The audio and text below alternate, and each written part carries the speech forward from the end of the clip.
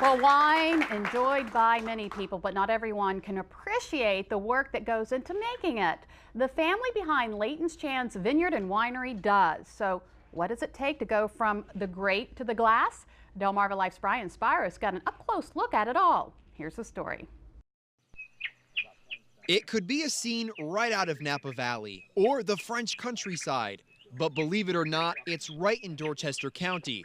It's the Layton's Chan's Vineyard and Winery in Vienna.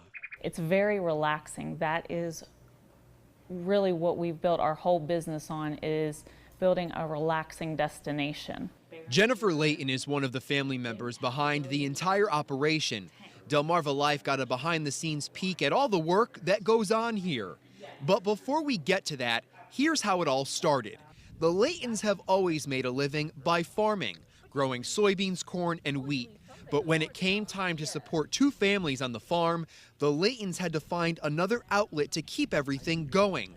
So in 2007, they began planting grapes. We started as farmers, and we believe if you grow a better grape, you will make a better wine. 3 years later, they opened the winery, and there's a tremendous amount of work that goes into it all. With corn, you want to grow as much as you can, because the more bushels, the more money you're going to make. With grapes, it's about quality. Richard Murphy is the vineyard manager, and the entire winemaking process starts with him. His job is to maintain the 13 acres of grapes. That means pruning, prepping, and preventing disease. Richard says working with the vines can be difficult at times. A grapevine will grow its own way. If you don't maintain it and you don't tuck it and you don't tie it and you don't take care of that vine's going to grab a hold of something, latch a hold of something, and it's going to grow. It's sort of like if you're in the woods and you see the vines that goes up trees. Right now, the grapevines are starting to bud. They'll be ready to harvest in September. After that, the magic begins. Once it's picked, it's brought back here. We either crush it or press it, depending on whether we're making white or red wines, and go through that process, go through all the fermentation, and all the way through to bottling. William Layton is the winemaker. It's very involved. There's a lot of ways I can make the wine differently, and there's a lot of points where the wine can go wrong.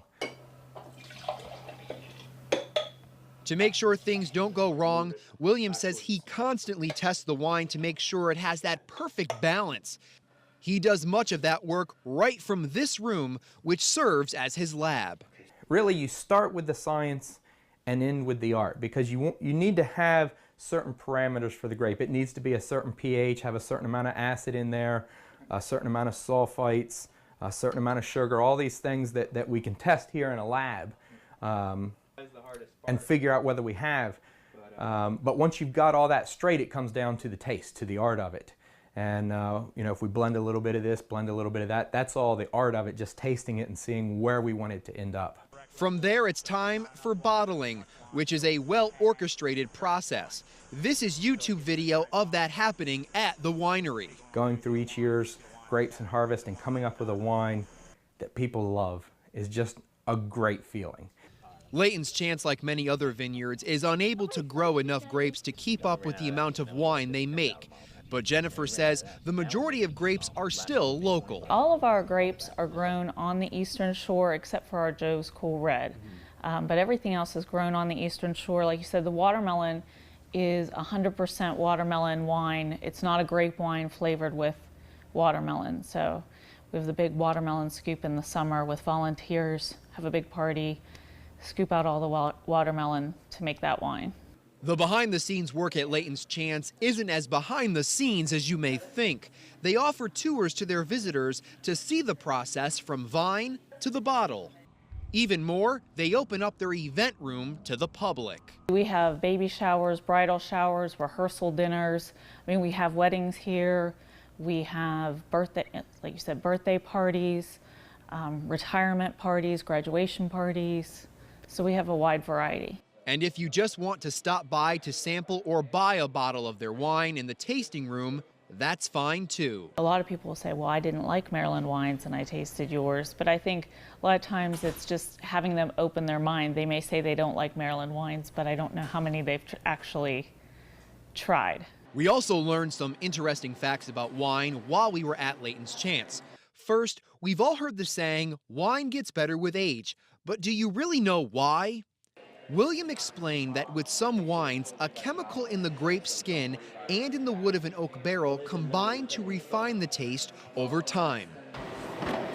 He also adds that when you buy a bottle of wine, you don't have to let it sit. Once it's been sealed with a cork, it's ready to drink.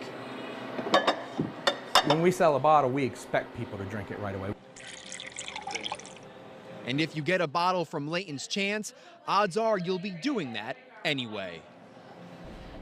I know Joe's Cool Red is my husband's favorite. My favorite, watermelon. Now, in addition to the event room you just saw in the piece, Layton's Chance does have outdoor concerts on the property. There's also a book club and happy hour. All of it gives you an excuse to go in and try some of their wines. Well, still to come on Delmarva Life, they're not your typical golf carts. In fact, they can be anything you want them to be. How Dorchester Auto has found success in their carts and low-speed vehicles. Plus, you're super busy while trying to be a super mom? Well, we'll give you some parenting secrets to try to help you out. But first, here's a handy how-to from Rachel Ray. So, ladies, this is a good double-duty tip for your husband's tie rack. You can even buy tie racks attached to hangers like the one we have here. But, you know, we have these in both of our closets, my husband John and myself. I use mine to organize scarves, belts, and accessories. I put all the scarves on one side. I line up all the belts on the other side. They stay in place. They're not constantly falling down to the bottom of the closet. And you can see everything you've got at one glance.